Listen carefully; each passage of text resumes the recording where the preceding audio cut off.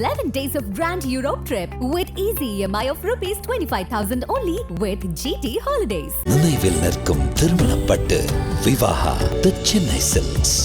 Sunland refined and flower oil. சன்லேண்ட்ல சமைச்சா சக்தி தானா வரும்.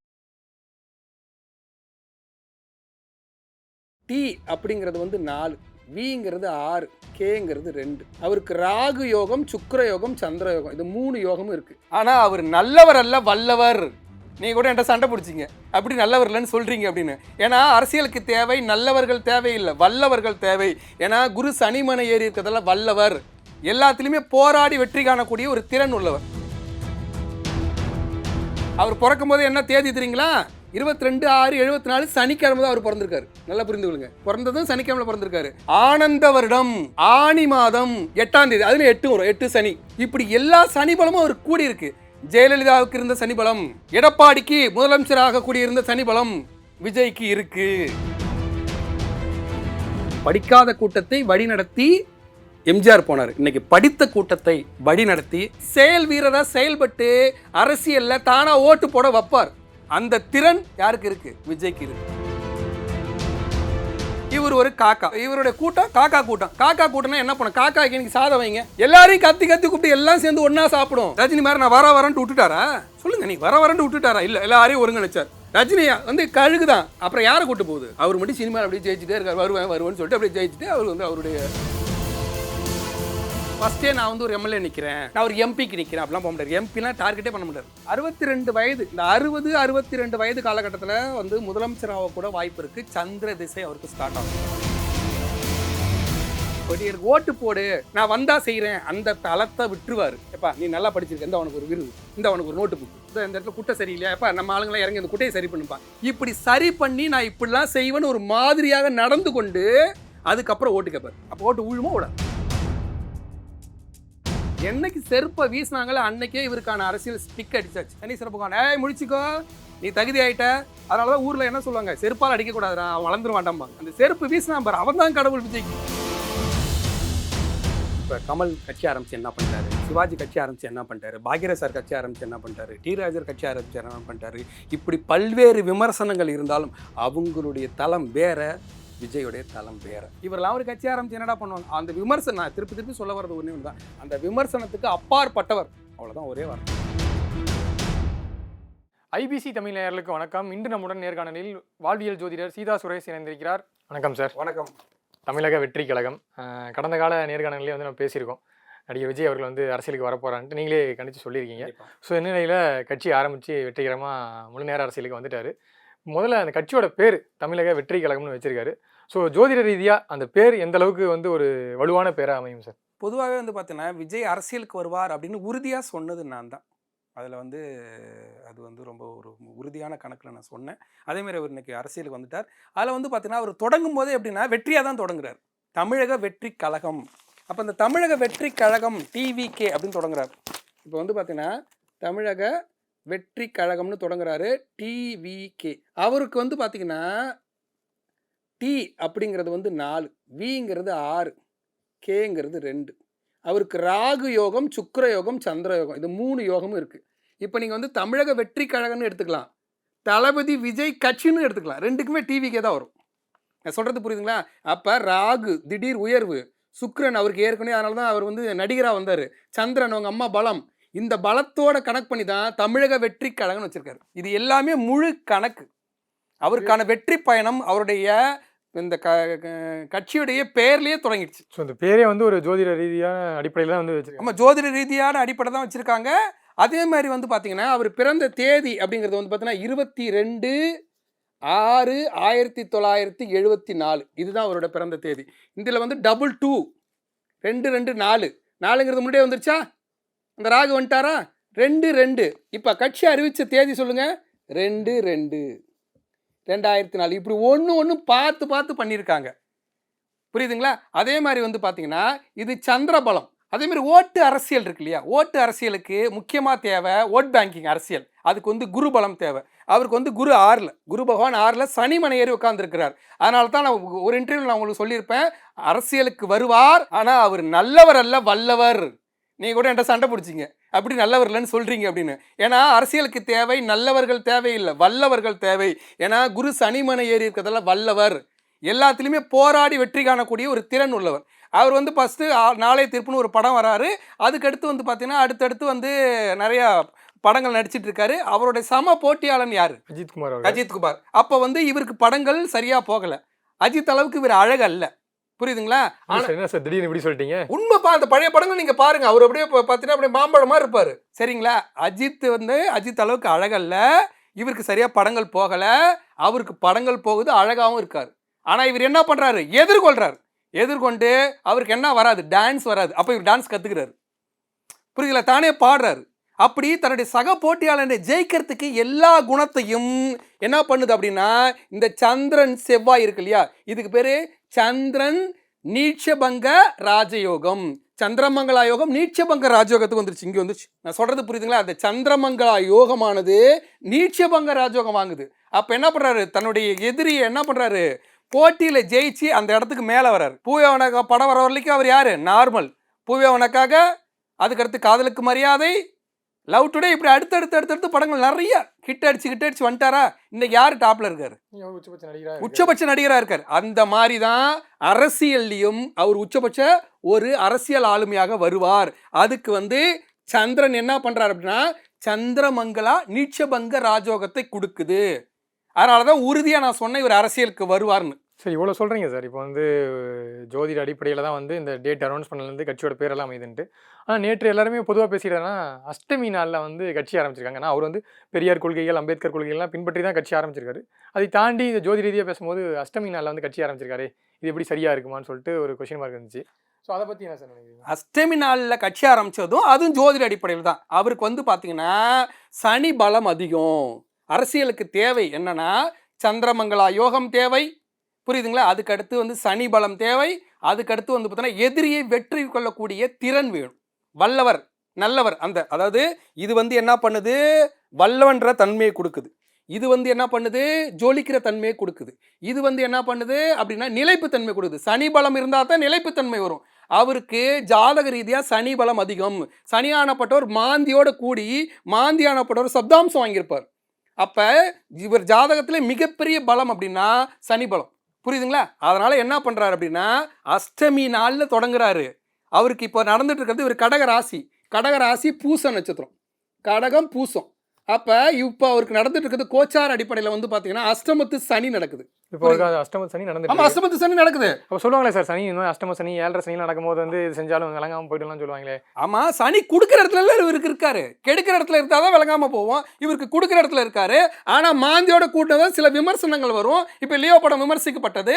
அதே மாதிரி விமர்சனங்கள் வந்தாலும் அஷ்டமத்து சனி கொடுக்குற இடத்துல தானே இருக்காரு, கெடுக்கிற இடத்துல இல்லையே. அரசியல் கட்சி ஆரம்பிச்சாலும் விமர்சனங்கள் வந்து கடுமையாக நிறைய இருக்கும், இன்னும் நிறைய இருக்கும். ஆனால் அதெல்லாம் எதிர்கொண்டு வெற்றி கொண்டு வருவார், அதில் மாற்று கருத்தே இல்லை. அப்போ இந்த சனி ஆதிக்கம் அதிகமாக இருக்கிறதால அஷ்டமத்து சனியில், புரியுதுங்களா, அஷ்டமியில் ஆரம்பிக்கிறாரு. அஷ்டமத்து சனியில் அஷ்டமியில் ஆரம்பிக்கிறாரா? இன்னொன்று வந்து பார்த்தீங்கன்னா அவருடைய ஜாதகத்தில் ரொம்ப யோகமான கிரகம் சுக்கிரன் ஒன்று. இந்த சுக்கிரன் என்ன பண்ணுறாருன்னா சனியோட சேர்ந்துக்கிட்டார் அம்சத்தில். அதனால தான் என்ன பண்ணுறாரு, நல்லா சுக்கிரன் வெள்ளிக்கிழமையில் ஆரம்பிக்கிறாரு. அவர் பிறக்கும் போது என்ன தேதி தெரியுங்களா? 22/6/74 சனிக்கிழமை தான் அவர் பிறந்திருக்காரு. நல்லா புரிந்து கொள்ளுங்க, பிறந்ததும் சனிக்கிழமை பிறந்திருக்காரு. ஆனந்த வருடம் ஆணி மாதம் 8ஆம் தேதி, அதில் 8 வரும், 8 சனி. இப்படி எல்லா சனி பலமும் அவர் கூடி இருக்கு. ஜெயலலிதாவுக்கு இருந்த சனி பலம், எடப்பாடிக்கு முதலமைச்சராக கூடியிருந்த சனி பலம் விஜய்க்கு இருக்கு. அதனால தான் அவர் அஷ்டமியில் ஆரம்பிச்சது, அஷ்டமத்து சனியில் ஆரம்பிச்சது. அந்த மாதிரி சனி பலம் உள்ளவர்கள், புரியுதுங்களா, அஷ்டமத்து சனி நடக்கும் காலத்திலையோ 7.5 சனி நடக்கும் காலத்திலையோ ஒரு வீடு கட்டினாலோ ஒரு தொழில் நிறுவனம் வச்சிருந்தாலோ அது நிலைப்பு தன்மையோடு என்னைக்கும் இருக்கும். அதை கனெக்ட் பண்ணி தான் அவர் ஆரம்பிச்சிருக்காரு. அதே மாதிரி நேற்று வந்து அவர் அந்த அறிக்கையில் வந்து கையெழுத்து போட்டது வந்து மதசார்பற்ற ஒரு கட்சின்னு தான் அனௌன்ஸ் பண்ணியிருக்காரு. ஸோ அதனால் ஜோசப் விஜய்ங்கிறது வந்து வெறும் விஜய் அப்படின்னு சொல்லிட்டு விஜய்ன்னு சொல்லிட்டு மட்டும் சைன் பண்ணியிருக்காரு. ஸோ அதுக்கும் இதுக்கும் ஏதாவது சம்மந்தம் இருக்கா சார் ஜோதிட ரீதியாக? கண்டிப்பாப்பா. அவங்க என்ன பண்ணுறோன்னா, அவருக்கு வந்து ஜோசப் விஜய் அவர் வந்து ஒரு நாடார் கிறிஸ்தவர் அப்படின்றது ஒரு ஜாதி ரீதியான ஒரு விஷயங்கள் இருக்குது, புரியுதுங்களா? அவங்க அம்மா வந்து மோலையார். அதில் நாடார் கிறிஸ்துவர் அப்படின்னு வந்து அந்த கிறிஸ்தவ அடையாளம் வரக்கூடாதுங்கிறதுக்காக தான் பொட்டு வச்சிருக்காரு நெத்தியில். அந்த ஃபோட்டோஸ் நெத்திங்க பார்த்தீங்கன்னா தெரியும். பொட்டு வச்சிருக்காரு, சாமி கும்பிட்டு தான் கட்சி ஆரம்பிக்கிறார். First point. 2வது பாயிண்ட் வந்து பார்த்தீங்கன்னா, இவரை எதுவும் சொல்லிடக்கூடாதுங்கிறதால சந்திரசேகர் சி அப்படின்னு சொல்லி கையெழுத்து போடுறாரு. ஏன்னா நான் மத சார்பற்றவன், நான் இந்துக்குமானவன், முஸ்லீமுக்குமானவன், கிறிஸ்தவனுக்கானவன் அடையாளப்படுத்திக்க தான் அப்படி செய்கிறார். அது தவறு இல்லை. இன்னொன்று வந்து பார்த்தீங்கன்னா, நான் அவங்கள்ட்ட சொல்லும்போதே திருப்பி நான் சொல்கிற விஷயம் என்னென்னா, அவர் வந்து பார்த்தீங்கன்னா அந்த சர்க்கார் படத்தோட ஆடியோ லான்ச்சிங்கில் வந்து ஒரு வார்த்தை கேட்டிருப்பாங்க. கேட்கும்போது நீங்கள் முதலமைச்சர் ஆனால் என்ன பண்ணுவீங்க? ஏன்னா அந்த கதையில் அது மாதிரி தான் வரும். அவர் என்ன சொல்லியிருப்பார், திரையில் நடிப்பேன், முதலமைச்சராக நடிக்க மாட்டேன். தெளிவான பதில். ஏன்னா இவருக்கு வந்து பார்த்தீங்கன்னா சந்திரன் செவ்வாய் நீட்சபங்க ராஜயோகம். அப்படி நீட்சபங்க ராஜயோகத்தில் இருக்கிறதால இவர் என்ன பண்ணுவார்னா, இப்போ ஒரு சீமான் மாதிரியோ அண்ணாமலை மாதிரியோ நிறையெல்லாம் பேச மாட்டார், செயலில் தான் காமிப்பார். இப்போ அரசியல் வரனாவே வந்து எதிர்கட்சி தலைவர்கள் வந்து கடுமையாக விமர்சனம் வைக்கணும், கண்டன அறிக்கையெல்லாம் விடணும், கொஞ்சம் காரசாரமாக அந்த இதெல்லாம் போகும். இது எப்படி விஜய் அவர்கள் வந்து இது எப்படி ஹேண்டில் பண்ணுவாரா? இப்படி காரசாரமாக பேசுவாரா? இல்லை எப்படி நார்மலான ஒரு சைலண்டாக இருந்தாவே இப்போ சினிமாவில் ஓகே சைலண்டாக இருப்பார், வருவார் போவார். ஆனால் அரசியலுக்கு இது செட் ஆகுமா சார்? கண்டிப்பாக செட் ஆகும். இவர் என்ன பண்ணுவார்னா, இவர் இப்போ எம்ஜிஆர் எப்படின்னா நறுக்காக தான் பேசுவார். எம்ஜிஆர் நிறைய பேசுவார். கலைஞர் வந்து ஒரு மீட்டிங்கில் பேசிட்டு இருக்காருன்னு வச்சுக்கோங்களேன், இவர் கவிதை பேசுவார், எல்லாம் பேசுவார். உடனே இவர் போவார் மீட்டிங்க்கு. அவரை மாதிரி எனக்கு கவிதை பேச தெரியுமா? தெரியாது. அவரை மாதிரி எனக்கு வந்து வாய்ஜாலம் தெரியுமா? தெரியாது.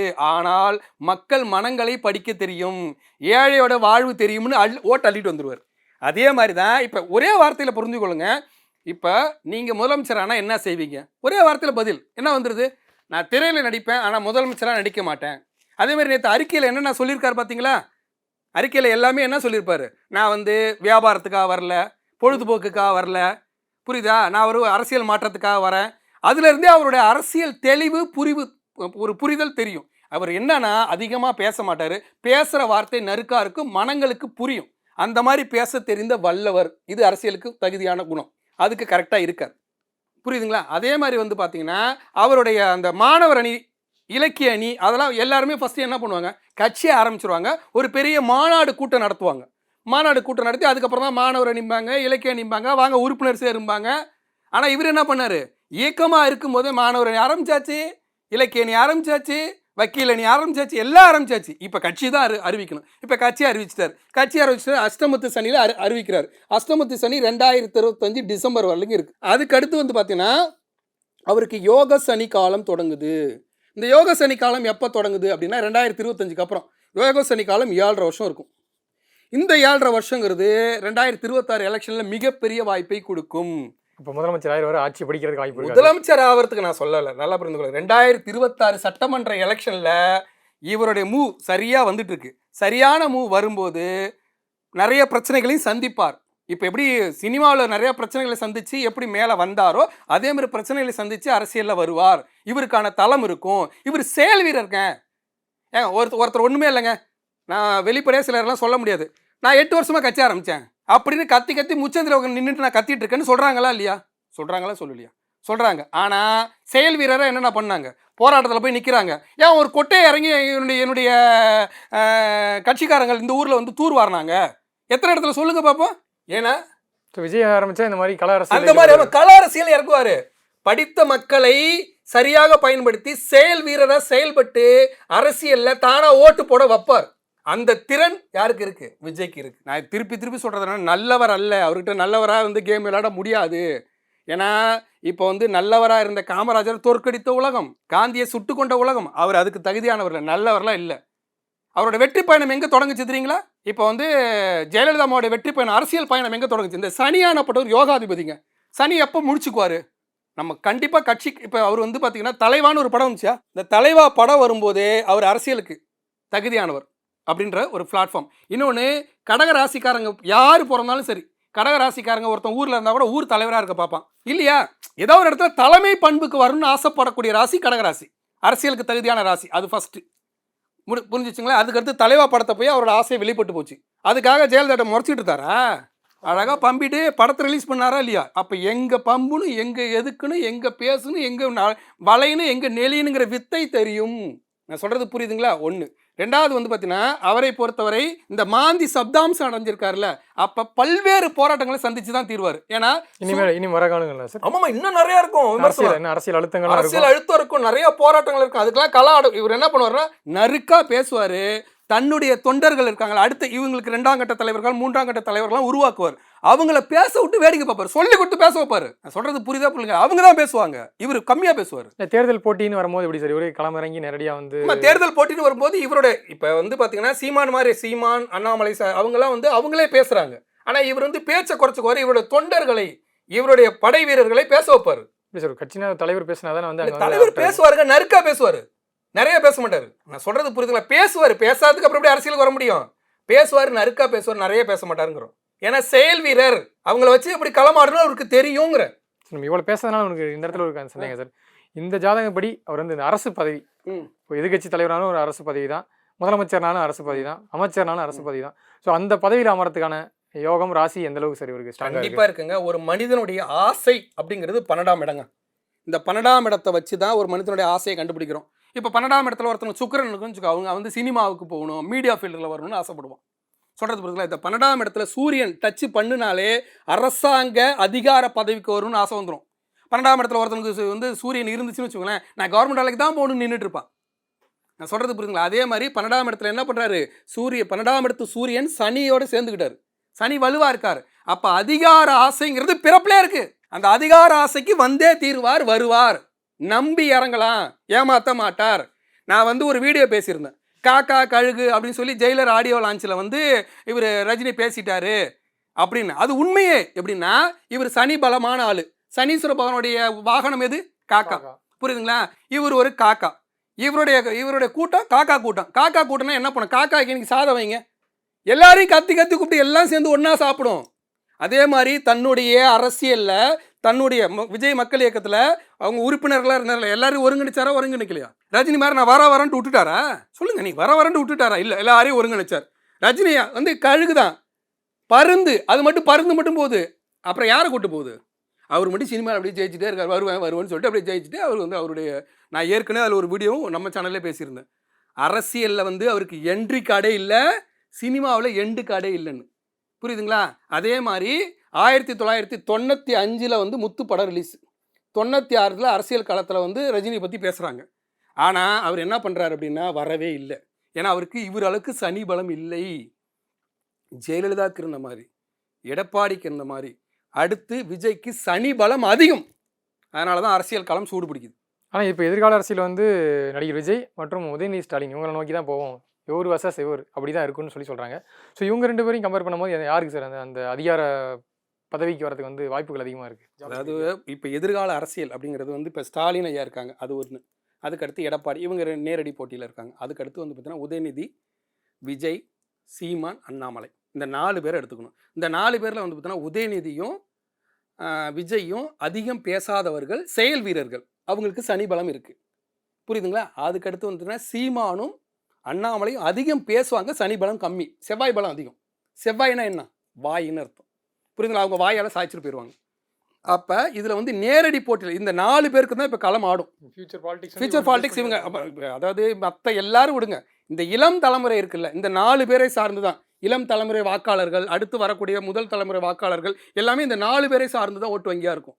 இந்த 4 பேர்லேயே செயல் வீரராகவும், புரியுதுங்களா, எதிர்கால அரசியலில் சரியாக திட்டமிட்டு, இன்னும் அவருக்கு தேவை என்னன்னா இந்த குருவை ஆக்டிவேட் பண்ணக்கூடிய, குருவாக இருந்து வழி நடத்தக்கூடிய ஆட்கள் மட்டும்தான் தேவை. அது மட்டும் அவர்கிட்ட வந்துச்சுன்னா இவர் கிங்கு. இவர் 49 வயசுல வந்து கட்சி ஆரம்பிச்சு வந்துட்டாரு. நம்ம வயது வைக்க பார்க்கும்போது நீங்களாம் இதுக்கு முன்னாடி கணிச்சு சொல்லியிருக்கீங்க, இவர் வந்து இந்த வயதுக்கு மேலே வந்து முதலமைச்சர், அவர் இந்த வயதுக்கு மேலே வந்து அரசு பதவிக்கு வருவார்னு சொல்லுவீங்க.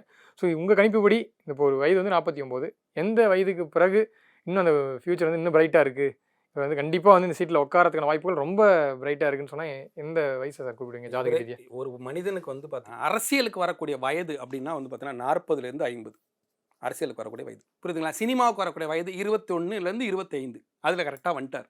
அதேமாரி 40லேருந்து 50 கரெக்டாக 49 வயசில் வயசுக்கு வந்துட்டார். இவருடைய 62வது வயசில், நல்லா புரிந்து கொள்ளுங்கள், இவரோட 62வது வயதில், புரியுதுங்களா, இப்போ வந்து நடக்கிறதுனா 50, இது 49, இவருக்கு 60 62 அந்த காலகட்டத்தில் வந்து பார்த்தீங்கன்னா சந்திர திசை வரும். புரியுதுங்களா? அப்போ சீட்டில் உட்காரத்துக்கு நிறைய வாய்ப்பு இருக்குது. தமிழ்நாட்டின் ஆமா, முதலமைச்சராக கண்டிப்பா இருக்கு. விஜய் ஆனா இவர் என்ன பண்ணுவார்னா, ஃபர்ஸ்டே நான் வந்து ஒரு எம்எல்ஏ நிக்கிறேன், நான் ஒரு எம்பிக்கு நிக்கிறேன் அப்படிலாம் போக முடியாது. எம்பிலாம் டார்கெட்டே பண்ண முடியாது. 62 வயது, இந்த 62 வயது காலகட்டத்தில் வந்து முதலமைச்சராக கூட வாய்ப்பு இருக்கு. சந்திர திசை அவருக்கு ஸ்டார்ட் ஆகும். அதுக்கு நடுவில் வந்து பார்த்தீங்கன்னா இப்போ சுக்கிர திசை நடந்துட்டு இருக்கு. சுக்கிர திசை முடியும். இந்த சுக்கிர திசையில் வந்து பார்த்தீங்கன்னா இந்த அஷ்டமத்து சனி முடிகிறதுக்குள்ள 26 அப்போ அஷ்டமத்து சனி முடிஞ்சு யோக சனி காலம் வரும். யோக சனி காலம் வரும்போது பார்த்தீங்கன்னா இவர் வந்து அரசியலுக்குள்ள நல்லா டீப்பாக போவார். அதுக்கடுத்து சூரிய திசை வரும். சூரிய திசை ஏற்கனவே இவருக்கு வந்து அரசியல் ஆசை இன்னும் அதிகப்படுத்தக்கூடிய திசை. அவங்க அப்பா வந்து சினிமாவுக்குள்ள கொண்டு வந்தார். சூரியன் என்பது அப்பா சினிமாவுக்குள்ள கொண்டு வந்தார். ஆனால் சூரியன் சனியோட சேர்ந்ததால அப்பாவுக்கும் மகனுக்கும் பகை. அதனால தான் இன்னமும் வந்து பார்த்தீங்கன்னா எந்த அரசாங்கம் ஆண்டாலும் அரசாங்கத்துக்கு எதிராக இவரை நினைப்பார்கள். நடிகர் விஜய் அவர்களை வந்து அரசாங்கத்துக்கு இப்போ இந்த அரசாங்கம் போயிட்டு இன்னொரு அரசாங்கம் வந்தாலும் அவர் வந்து விஜயை வந்து அரசாங்கத்துக்கு எதிரியாக தான் நினைப்பாங்க. அதுக்கு தகுந்த மாதிரி வந்து பார்த்தீங்கன்னா சரியான வயசில் வந்து நடிக்க வந்தார். சரியான வயசில் வந்து பார்த்தீங்கன்னா இப்போ அரசியலுக்கு வந்திருக்கார். இப்போ இவர் என்ன பண்ணுவார், இந்த ஒரு படம் 2 படம் இந்த அஷ்டமத்து சனி முடிகிற வரையும் நடிப்பார். அஷ்டமத்து சனி முடிஞ்சோடனே அரசியலுக்கு ஃபுல்லாக 26 கரெக்டாக என்ட்ரி ஆகிடுவார். அஷ்டமத்து சனி முடியும், கரெக்டாக யோக சனி காலம் வரும், அரசியலுக்கு ஃபுல்லாக என்ட்ரி ஆகிடுவார். அரசியலுக்கு இவர் என்ட்ரி ஆகிட்டு தன்னுடைய பையன் சஞ்சய் இருக்கார்ல, அவனை சினிமாவில் வந்து என்ட்ரி பண்ணி விட்டுருவார். நான் சொல்கிறது புரியுதுங்களா? ஏன்னா ஒரு ரெவன்யூ வேணும்ல, வீட்டுக்கு குடும்பத்துக்கு ஒரு ரெவன்யூ வேணும். ஏன்னா இவருக்கு வருமானம் போயிடும். அரசியல் எங்கே நீங்கள் வருமானம் சம்பாதிக்க முடியும், செலவு பண்ணிட்டு அப்புறம் தான் சம்பாதிச்சாலும், புரியுதுங்களா? அதனால் அதுவும் இவர் என்ன பண்ணுவார்னா களமாடுவார். போய்ட்டு எனக்கு ஓட்டு போடு, நான் வந்தால் செய்கிறேன், அந்த தளத்தை விட்டுருவார். எப்பா நீ நல்லா படிச்சிருக்க, இந்த அவனுக்கு ஒரு விருது, இந்த அவனுக்கு ஒரு நோட்டு புக்கு, இந்த இடத்துல குட்டை சரியில்லையா, எப்பா நம்ம ஆளுங்களாம் இறங்கி அந்த குட்டையை சரி பண்ணுப்பா, இப்படி சரி பண்ணி நான் இப்படிலாம் செய்வேன்னு ஒரு மாதிரியாக நடந்து கொண்டு அதுக்கப்புறம் ஓட்டு கேட்பார். அப்போ ஓட்டு ஊழுமா விடாது. ஸோ அதே மாதிரி இப்போது தேர்தல் போட்டின்னு வரும்போது நீங்கள் சொன்னீங்க கட்சிக்கு 2ஆம் கட்ட தலைவர்லாம் ரொம்ப முக்கியம்னு சொல்லி ஒரு கொஸ்டின் பண்ணி வச்சிங்க. ஸோ இவர் தான் வந்து நிர்வாகிகள்லாம் அனௌன்ஸ் பண்ணல. ஸோ இவருக்கு இந்த ஒரு பலங்கிறது வந்து இந்த 2ஆம் கட்ட நிர்வாகிகள் சார்ந்தும் எந்த அளவுக்கு சார் அமையும் ஜாதக ரீதியாக? இல்லை, இங்கே பிரச்சனையாக அவர் ஜாதகத்தில் இருக்க மிகப்பெரிய பிரச்சனையே வந்து பார்த்தீங்கன்னா இவர் எல்லா விதத்துலையும் இவருக்கு ஜாதகம் சரி. இந்த அதாவது சந்திரன் அதாவது சந்திரமங்கலா யோகம் நீட்சபங்க ராஜயோகமாக இருக்குது, அது ஒரு பெரிய ப்ளஸ்ஸு. சனி யோகத்தில் இருக்கார், அது ப்ளஸ்ஸு. புரியுதுங்களா உங்களுக்கு? அதே மாதிரி வந்து சுக்கிரபலம், இது எல்லாமே இருக்குது. ஆனால் அந்த குருபலம் இன்னும் கொஞ்சம் தேவை. ஓட்டு அரசியலுக்கு குருபலம் தேவை. இந்த குருவாக வந்து பார்த்திங்கன்னா இன்னும் வந்து பார்த்திங்கன்னா 2ஆம் கட்ட தலைவர்கள், இவரை வழிநடத்தக்கூடியவர்கள், இவருக்கு உண்மையாக இருக்கக்கூடியவர்கள், ஆத்மார்த்தமானவர்கள் வேணும். ஆனால் அவர் வருவாங்க. ஏன்னா ராகானப்பட்டவர் என்ன பண்ணுறாருன்னா 3ஆம் இடத்துல வந்து வலுவாக இருக்கிறார். அந்த 3ஆம் இடத்து ராகானப்பட்டவர் உண்மையான ஒரு விசுவாசிகள்லாம் கொண்டாந்து கொடுப்பாங்க. அப்படி கொடுக்கும்போது அவர்களை வைத்தே இவருடைய அரசியல் மூவ் இருக்கும். அதில் தேர்ந்தெடுக்கும் போது தான் இவர் முழுசாக முடிச்சுக்கிட்டு செயல்படணும். இப்போ இவர் செயல்பட வேண்டிய விஷயம்லாம் மற்ற எல்லா தகுதியும் இவருக்கு இருக்குது. ஆனால் இந்த குருங்கிறது தான் ஓட்டு அரசியல், ஓட் பேங்கிங் அரசியல். புரியுதுங்களா? அந்த குருவானப்பட்டவர் இவருக்கு 6ஆம் இடத்துல போய் மறைஞ்சு கிடக்கிறார். அந்த மறைஞ்சு கிடக்கிறதால தான் வந்து பார்த்தீங்கன்னா அதுக்கான அந்த குருவாக அந்த இப்போ இந்த அறிக்கையை தயார் பண்ணுறதே ஒரு நல்ல விஷயமா தான் தயார் பண்ணியிருக்காங்க. அந்த மாதிரி இன்னும் ஷார்ப் பண்ண முடியுது நிறைய இருக்குது. ஏன்னா அரசியல் போட்டு சாத்துவாங்க. எவ்வளோ ஒன்றுமே இல்லை. இன்னைக்கு விஜயகாந்தை புகழ்கிற இதே மீடியாக்கள் அன்னைக்கு கேலி சித்திரமாக அரசியலுக்காக கேலி சித்திரமாக்கினார்கள். புரியுதுங்களா? விஜய் வந்து அதுக்கும் ஆளாக கண்டிப்பாக அதெல்லாம் எதிர்கொண்டு வருவார். எவ்வளோ அடித்தாலும் இவன் தாங்குறான்டா அப்படின்ற. ஏன்னா இந்த சனி நிற்க வைப்பார் ஃபீல்டில். இவர் கொடுக்காத ஆரம்ப காலத்தில் இவரோட படங்களை எடுத்து பாருங்களேன். புரியுதுங்களா உங்களுக்கு? ஆரம்ப காலத்தில் ஒரு படங்கள் எடுத்துக்க, எவ்வளோ அடித்தாருன்னு தாங்குறான்டா அப்படின்ற மாதிரி ஆரம்ப காலத்து படங்கள் ஒரு நிறைய தோல்வி தான். அதையும் மீண்டு தான் வந்தார். அதேமாதிரி நிறைய விமர்சிக்கவும் பட்டார். அதே மாதிரி இப்போது தேர்தல் வரும்போது தனித்து புது கட்சி தனித்து களம் காண்றதா இல்லை அந்த கூட்டணியை வச்சு களம் காண்றதான்னு ஒரு கொஸ்டின் மார்க் இருக்குது. ஸோ இவர் ஜோதிட ரீதியாக கூட்டணி வச்சா பலமா இல்லை தனித்து போட்டிறதே வந்து பலமா அமையுமா? இல்லை, இவர் தனிச்சே பலமாக தான் இருப்பார். ஆனால் ஒரு சில நேரத்தில் வந்து கூட்டணிக்கும் யோசிப்பார். அது இந்த குருவை பொறுத்து. இந்த குருவாக வராங்கல்ல 2ஆம் கட்ட தலைவர்கள், ஆலோசகர்கள், இவங்கெல்லாம் வராங்க இல்லையா, அவங்களை பொறுத்தே இவருடைய அந்த கூட்டணி முடிவெல்லாம் வரும். ஏன்னா ராகு நல்லா தான் இருக்கார். அப்படி கூட்டணியே வந்தாலும் இவர் தான் கேபினட்டாக இருப்பார். இப்போ பார்த்தீங்கன்னா நடிகர்களாக இருந்து சக்ஸஸ்ஃபுல் சீஃப் மினிஸ்டரான வந்து எம்ஜிஆர், வந்து என்டிஆர் ஆந்திர பிரதேசில், அதுக்கப்புறம் பார்த்தீங்கன்னா இங்கே வந்து அம்மையார் செல்வி ஜெயலலிதா அவர்கள். ஸோ அந்த வரிசையில் விஜய் அவர்கள் வந்து கண்டிப்பாக வந்து இந்த முதலமைச்சர் பதவிக்கு போகிறதுக்கான அந்த இவங்க மற்றவர்களை கம்பேர் பண்ணும்போது இவர் ஜாதகம் எந்த அளவுக்கு ஸ்ட்ராங்காக இருக்குது? கண்டிப்பாக அது வந்து பார்த்தீங்கன்னா இவருக்கு வந்து பார்த்தீங்கன்னா இப்போ இருக்கிற சூழலில் வந்து பார்த்தீங்கன்னா 75% இருக்குது இவருக்கு. இப்போ இருக்கிற தலைவர்கள் இருக்காங்க இல்லையா, அதில் வந்து இவருக்கு அரசியல் ஆரம்பிச்சிருக்காரு. இவருக்கெல்லாம் என்ன தெரியும், இவர் கொண்டாடுறது சின்ன சின்ன பசங்க, இதெல்லாம் என்னடா வரப்போகிறாங்க அப்படின்னு ஏளனமாக யார் சொன்னாலும் அதை பற்றி கவலை இல்லை. ஃபஸ்ட்டு வந்து பார்த்திங்கன்னா நாளைய தீர்ப்பு படம் வந்துச்சு இல்லையா, அப்பயே விமர்சிக்க தான் பட்டார் இவரெலாம் என்ன வரப்போகிறாருன்னு. அதுக்கப்புறம் விஜயகாந்த் அவரோட துணை எடுத்துக்கிட்டாரு. புரியுதுங்களா? அவரை மாதிரி வந்துடலாமா அப்படின்னு அவரை மாதிரி வரும்போது அவர் வந்து டாமினேட் பண்ணார். அதுக்கப்புறம் என்ன பண்ணார், அதில் கொஞ்சம் வளர்ந்து விஜயகாந்த் அது அந்தளவுக்கு வளர்ந்த பிறகு ரஜினியை பீட் பண்ணி நம்ம மேலே போயிடலாம் அப்படின்னு ரஜினியை இதாக எடுத்துக்கிட்டாரு. அதுக்கப்புறம் அவரையும் பீட் பண்ணி வியாபார ரீதியாக வளர்ந்த பிறகு என்ன பண்ணார், எம்ஜிஆர் எடுத்துக்கிட்டார். அந்த மாதிரி சினிமாவில் எப்படி வளர்ந்தாரோ அதே மாதிரி அரசியல்லையும் அப்படி இப்படியே வளர்ந்து வந்துடுறாரு. அது இந்த வளர்ச்சி எல்லாமே இவருக்கு ஜாதகம் சரியாக தான் இருக்குது. 75% அரசியலுக்கான ஜாதகம். ஆனால் இந்த 25% இந்த குருவை வைத்தே முடிவு பண்ண முடியும். அடுத்த தலைவர்கள், இரண்டாம் கட்ட தலைவர்கள் ஆமா, யாரெல்லாம் இரண்டாம் வரப்போறாங்களோ, கட்ட தலைவர்களாக மட்டும் இருக்கக்கூடாது. இவருக்கு ஆலோசனை சொல்லக்கூடியவர்களாகவும் இவரை நல்ல வழியில் வழி நடத்தக்கூடியவர்களாகவும், புரியுதுங்களா, இவருக்கு விசுவாசியாகும். முக்கியமாக இங்கே தேவை விசுவாசி. ஏன்னா கட்சி உடைப்பாங்க. இப்போ அதுக்கான வாய்ப்புகள் இருக்கு. ஆமா, இப்போ இப்போ 2026 எலெக்ஷன்ல வராரு, ஒரு 2 எம்எல்ஏ போறாங்க, ஒரு 3 எம்எல்ஏ போறாங்க. ஸோ இது வந்து முன் கேப்டன் விஜயகாந்த் அவர்களும் வந்து ஃபேஸ் பண்ணாரு. ஆமா, எம்எல்ஏக்கள் பிரிஞ்சு போனாங்க. ஸோ அதற்கான அந்த ஜோதி ரீதி அந்த இது இதில் ஆமா உடைப்பாங்க. அதுக்கு தான் இந்த விசுவாசிகள் வேணும். நீ என்ன பண்ணாலும் உடைக்காம இருக்கிறதுக்கு விசுவாசிகள் வேணும். அதெல்லாம் இவர் பேலன்ஸ் பண்ணுவார். அந்த வித்தெல்லாம் இவருக்கு தெரியும். அந்த சனி பலம் கொடுப்பாரு. இன்னைக்கு வந்து பார்த்தீங்கன்னா எவ்வளோ அடித்தாலும் தாங்கிட்டு எடப்பாடி நிற்கிறாரா இல்லையா? ஒன்றுமே இல்லைங்க. ஜெயலலிதா அம்மா வந்து வண்டியில் ஏறினாங்கங்க. எம்ஜிஆர் இறந்தப்ப அந்த வாகனம் போகும்போது ஜெயலலிதா அம்மா ஏறினாங்க. இவங்க வரக்கூடாதுன்னு தள்ளி விட்டாங்க. அந்த அவமானம் அவங்களுக்கான அரசியல் சிக்னல். அதே மாதிரி விஜயகாந்த் இறப்புக்கு விஜய் வராரு. செருப்பு வீசினாங்க. செருப்பு என்பது சனீஸ்வர பகவான். செருப்பை வீசினாங்க.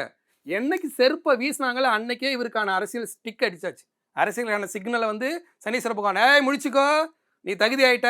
அதனால தான் ஊரில் என்ன சொல்லுவாங்க, செருப்பால் அடிக்கக்கூடாதுடா, அவன் வளர்ந்துருவாண்டாம்பாங்க. அந்த செருப்பு வீசினா பாரு, அவன் தான் கடவுள் விஜய்க்கு. அந்த சிக்னல் விழுந்துருச்சு. விழுந்தவொடனே ஒரு அரசியலுக்கு வந்துட்டார். ஏற்கனவே அரசியலுக்கு வரணும், அதுக்கான ஜாதகம் தான், புரியுதா, அதுக்கான அமைப்பு இருக்குது. அரசியல் ஆசை உள்ள இடம் 12ஆம் இடம். இது எல்லாம் சேர்ந்து ஒரே புள்ளியில் வந்து நின்றுடுச்சு. ஸோ இப்போ நடிகர் விஜய் அவர்கள் வந்து இப்போ ஒரு கட்சி தலைவராக உருவெடுத்துட்டாரு.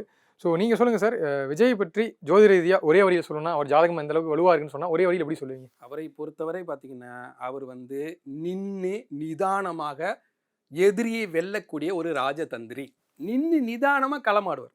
களமாடி யாரை எங்கே வீழ்த்தணும், எப்படி வேணும். அதாவது வந்து பார்த்தீங்கன்னா, எம்ஜிஆர் அப்போ படிக்காத பாமர மக்கள், புரியுதுங்களா, பயங்கரமான ஆளுமையாக யார் இருக்காங்க, கலைஞர் இருக்காங்க, நல்ல கவிதை பேசுகிறாங்க, திராவிடம் பேசுகிறாங்க, எல்லாம் பேசுகிறாங்க. அப்படியாப்பட்ட இடத்துல இவருக்கு கவிதை பேச தெரியாது.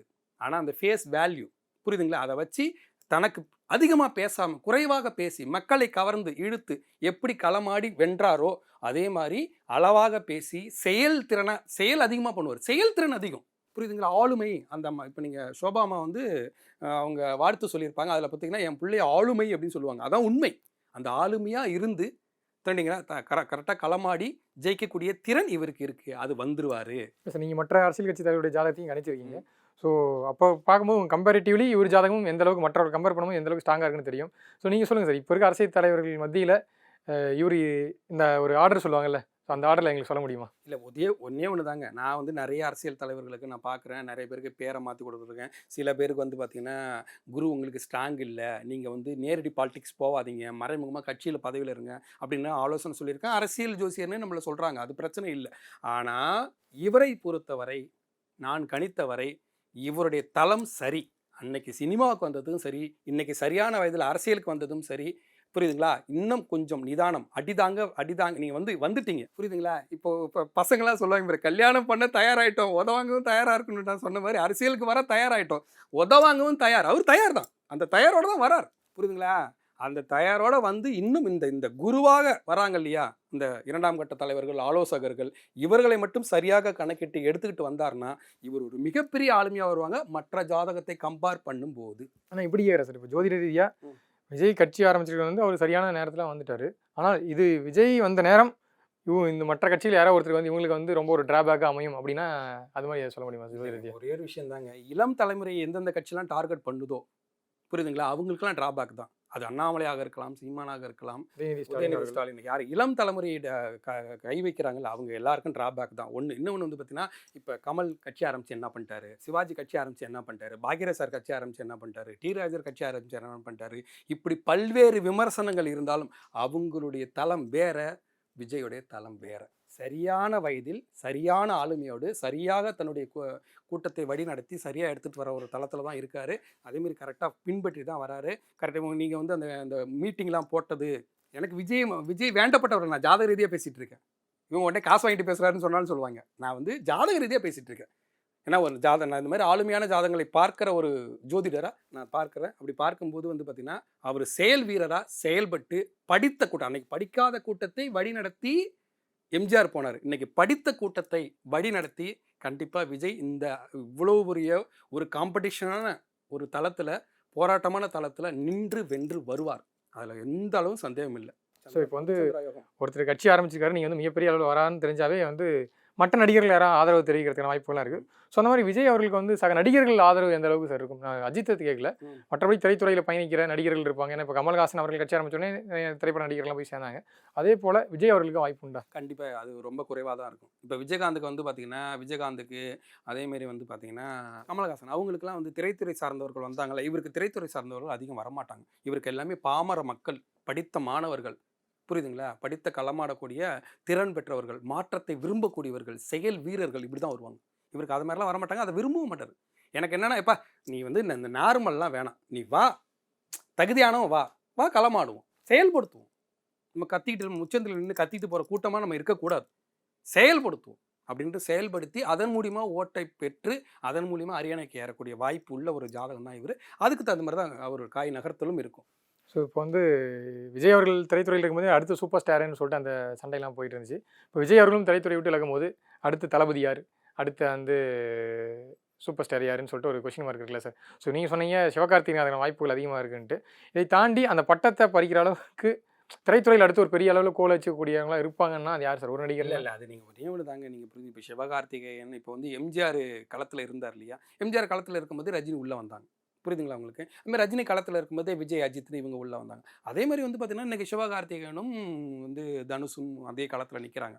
ஆனால் அவங்க 2 பேரும் அடுத்த ஆளுமையாக வரதுக்கு வாய்ப்பு இருக்குது. அந்த ஆளுமையில் வந்து பார்த்தீங்கன்னா சிம்பு நழுவிட்டார். சிம்பு வந்து பார்த்தீங்கன்னா ஒரு விஜயகாந்த் மாதிரி வரலாமே ஒழிய சிம்பு வந்து அதாவது சிவகார்த்திகேயன் தனுஷ் இந்த மாதிரி ஒரு கேட்டகரியில் தான் போகிறதுக்கு வாய்ப்பு இருக்க, இன்னும் புது ஆட்களும் வந்து அந்த கேட்டகரியை உடைக்கிறதுக்கும் வாய்ப்பு இருக்குது. ஏன்னா இவருக்கு சிவகார்த்திகேயனுக்கு ஒரு பிரகாசமான எதிர்காலம் இருந்தாலும் அவருக்கு சில இடையூறுகளும் இருக்குது ஜனஜாதக ரீதியாக. அதனால் வந்து அது காலம்தான் பொறுத்து தான் சொல்லணும். ஏன்னா வந்து நிறைய உள்ள என்ட்ரி ஆவாங்க, நிறையா வந்து இப்போ அரசியல் எப்படி என்ட்ரியாக வராங்களோ சினிமாவிலும் என்ட்ரி ஆவாங்க இல்லையா? அப்படி என்ட்ரி ஆகும்போது தான் அதை நம்ம சொல்ல முடியும். அடுத்து ஒரு இறுதியாக ஒரு முக்கியமான கேள்வி கேட்குறேன் சார். இப்போது அரசியல்னால் எடுத்தாவே வந்து பொதுவாக குற்றம் சாட்டுறது வந்து வாரிசு அரசியல் பண்ணுறாங்க, அடுத்தடுத்து அவங்க வாரிசில் தான் வந்து தலைவர்கள் கொண்டு வராங்கன்னு சொல்லிட்டு. ஸோ அதன் அடிப்படையில் விஜய் அவருடைய அந்த கட்சி ஆரம்பம். ஸோ இவர் எப்படி சார் இந்த வாரிசு அரசியல் பண்ணுறதுக்கான வாய்ப்புகள் ஜாதக ரீதியாக இருக்கா, இல்லை அது எப்படி சார் மூவ் ஆகும்? அது குறைவாக தான் இருக்குது. இவருக்கு 6ஆம் இடத்துல குருங்கிறது தான் குழந்தை, புரியுதுங்களா? இவருக்கு வந்து லக்னத்துக்கு 6ஆம் இடத்துல குரு அப்படிங்கும்போது வந்து பார்த்தோன்னா தன்னுடைய பையனை கொண்டு வரணும் அப்படிங்கிற நோக்கம்லாம் வந்து குறைவாக தான் இருக்கும். இன்னொன்று அந்த சராசரி அரசியலுக்குள்ளே ஒரு மாறுபட்டு நிற்பார். கண்டிப்பாக வந்து ஒரு மாற்று அரசியலாக நம்ம மாற்று அரசியலாக தான் இருப்பார். இவர் வந்து அந்த சராசரி அரசியலுக்குள்ளே போக மாட்டார். அது எதிர்காலத்தில் சஞ்சய் ஜாதகம் அந்த அளவுக்கு வலுவாக இருந்தால் அவர் உள்ளே வரதுக்கு அதாவது வாய்ப்பு இருந்தால் பயன்படுத்துவாரோடைய பயன்படுத்தி தான் ஆகணும். இப்போ நான் பயன்படுத்தவே மாட்டேன் அப்படின்னு சொல்லி போலியாக சொல்லிட்டு பயன்படுத்த மாட்டார். போலியாக சொல்லிட்டு பயன்படுத்தவே மாட்டேன், ஆனால் எதிர்காலத்தில் வந்து அவரை தூக்கி உள்ளே வச்சுக்கிறது, அதேமாதிரி வந்து பார்த்தீங்கன்னா மேடையில் நிறுத்துறது, அந்த மாதிரிலாம் பண்ண மாட்டார். அவரை பொறுத்தவரை ஒரே விஷயம் தாங்க, எனக்கு இது ரூட் கரெக்டாக போயிட்டுருக்கேன், இதில் யார் வந்தாலும் தட்டி விட்டு நான் அப்படி போயிட்டே இருப்பேன், என்னுடைய இலக்கு அவ்வளோதான். இந்த 12ஆம் இடம் அந்த அதிகாரங்கிறத இலக்கு அடையணும், அதன் மூலிமா மக்களுக்கு ஏதாவது செய்ய முடியுமா, அவ்வளோதான் ஒரே விஷயம். பொதுவாக சொல்ல போனால் இந்த கட்சி ஆரம்பித்த நேரம் வந்து மிக நல்ல நேரம். அதே போல் 2024க்கு பிறகு 25க்கு பிறகு இன்னும் இந்த நீங்கள் சொன்ன மாதிரி இந்த அஷ்டம சனிலாம் முடிஞ்சு அதுக்கப்புறம் இன்னும் வந்து பீக்கில் போவார். இன்னும் பீக்கில் போகிறார். அது யோக சனி காலம்னு வந்து ஒரு 7.5 வருஷம் தொடங்கும். இந்த 7.5 வருஷங்கிறது பீக்கில் போவார். அப்புறம் திருப்பி வந்து ஒரு சரிவை சந்திப்பார். சூரிய தசை வரும்போது நிறையா போராட்டங்கள், அவமானங்கள், புரியுதுங்களா? இவர் வந்து எல்லாம் ஒன்றும் இல்லை, கட்சியை கலைச்சிருவார் அப்படிங்கிற ஒரு பேர் கூட வரும். அந்த மாதிரிலாம் வரும். கட்சியை கலைச்சிருவார், இவரெலாம் வந்து விளங்க மாட்டார், இவர் வந்து வேறு கட்சியோட இணைஞ்சிருவார், அப்படின்லாம் வரும். அது எல்லாத்தையும் தாண்டி நின்று திருப்பி வந்து அந்த சந்திர தசை வரும்போது அரியணையில் உட்காருவார். அதேமாதிரி டக்குன்னு இவர் போய் எம்எல்ஏ வேணாலும் நின்றுட மாட்டார். தன்னுடைய காலத்தில் தன்னுடைய தொண்டர்களில் தன்னுடைய படை வீரர்களில் அவங்கள வந்து எம்எல்ஏ, புரியுதுங்களா, அந்த மாதிரிலாம் இறக்கி விட்டு களம் ஆழம் பார்த்துட்டு தான் அதுக்கப்புறம் இவர் இறங்குவார். இவர் இறங்குறாருன்னா முழுசாக அந்த ஃப்ரேமில் போய் நின்றுடுவார். அந்த மாதிரி தான் அது கரெக்டாக தான் விளையாடுவார். ஆனால் என்ன ஒன்றுனா அவரை பொறுத்தவரை இந்த விமர்சனம் பண்ணுறாங்கல்ல, இவரெல்லாம் ஒரு கட்சி ஆரம்பிச்சு என்னடா பண்ணுவாங்க, அந்த விமர்சனம் நான் திருப்பி சொல்ல வர்றது ஒன்று தான், அந்த விமர்சனத்துக்கு அப்பாற்பட்டவர், அவ்வளோதான் ஒரே வார்த்தை. அவருடைய கட்சியை ஆரம்பிக்கிறதும் அவர் வளர்கிறதும் புரியுதா, சும்மா இல்லை, சரியான தளம், சரியாக தான் போவார். அது ஒன்றும் தப்பு இல்லை. இன்னொன்று சராசரி அரசியலை செய்ய மாட்டார். வழக்கமாக வந்து ஜோதிடர் எல்லாமே வந்து ஒரு பரிகாரம் சொல்லுவாங்க, நீங்கள் இந்த மாதிரி இருக்குது பண்ணீங்கன்னா வந்து சரியாயிடுன்ட்டு. அந்த மாதிரி பரிகாரம் ஏதாச்சும் நடிகர் விஜய் அவர்கள் சஜஸ்ட் பரிகாரம் இல்லை, இவர் அரசியலை பொறுத்தவரை ஒரே பரிகாரம் தாங்க. இவருக்கு அரசியல் பரிகாரம் இந்த 6ஆம் இடத்தை குருவை, இந்த குரு தான் ஓட் பேங்கிங் அரசியல். அவருக்கு குரு வந்து நல்லா தான் இருக்கார், ஆனால் அவர் 6ஆம் இடத்துல இருக்கிறதால இந்த 6ஆம் இடத்து குருவாக யாரை குருவாக ஏற்றுக்கிறாரு, நான் முதல்ல ஒரு இன்டர்வியூவில் அதான் சொல்லியிருப்பேன், யாரை குருவாக ஏற்றுக்கிறாரு, யாரை தன்னோட விசுவாசியாக வச்சுக்கிறாரு, யாரோ ஆலோசகராக வச்சுக்கிறாரு. இப்போ இவருக்கு மேலே வந்து ஒரு காட்ஃபாதர் மாதிரி ஒருத்தர் வந்து கூட வச்சுக்கணும். ஆமாம், கூட காட்ஃபாதர் மாதிரி வச்சுப்பாரு, காட்ஃபாதர் மாதிரி கூட வச்சுப்பாரு. அதேமாதிரி தனக்கு அதாவது இவருக்கு கூட வந்து காட்ஃபாதர் மாதிரி ஒருத்தர் வச்சுப்பாரு. அதேமாதிரி ஆனால் அவரோட தந்தை அல்ல, அந்த ஆமாம், அது வராது. அவருக்கு அவங்க அப்பாவுக்கு அந்த பாசம் ஒட்டவே ஒட்டாது. சூரியன் சனி சேர்க்கை, அது மாந்தியோட கூடினது. அதனால் இவருக்கு ஒரு காட்ஃபாதர் மாதிரி ஒருத்தர் வச்சுப்பாரு. அதே மாதிரி ஆலோசகராகவும் நிறையா அந்த அடுத்த 2ஆம் கட்ட தலைவர்கள் 3ஆம் கட்ட தலைவர்கள். இப்போ ஜெயலலிதா என்ன பண்ணிருந்தாங்க, 4 பேர் வச்சுருந்தாங்க. 4 அணின்னு வச்சுருந்தாங்க. அந்த மாதிரி இவர் வச்சுக்குவார். அந்த மாதிரிலாம் வச்சிருந்து அதை வந்து ஒரு நல்ல பிளாட்ஃபார்மில் கொண்டு வந்து கரெக்டாக ஜெயிப்பார். கண்டிப்பாக சார். இவ்வளோ நேரம் ஒதுக்கி பொறுமையாக தமிழக வெற்றி கழகத்தின் தலைவர் நடிகர் விஜய் அவருடைய ஜாதகத்தை பற்றியும் அவருடைய எதிர்கால அரசியலை பற்றியும் விவரிச்சிங்க. உங்கள் நேரத்திற்கு ரொம்ப நன்றி சார். நன்றிப்பா. 11 days of grand Europe trip with easy EMI of rupees 25,000 only with GT Holidays. நினைவில் நிற்கும் திருமணப்பட்டு Vivaha the Chennai silks. Sunland refined and flower oil. சன்லேண்ட்ல சமைச்சா சக்தி தானா வரும்.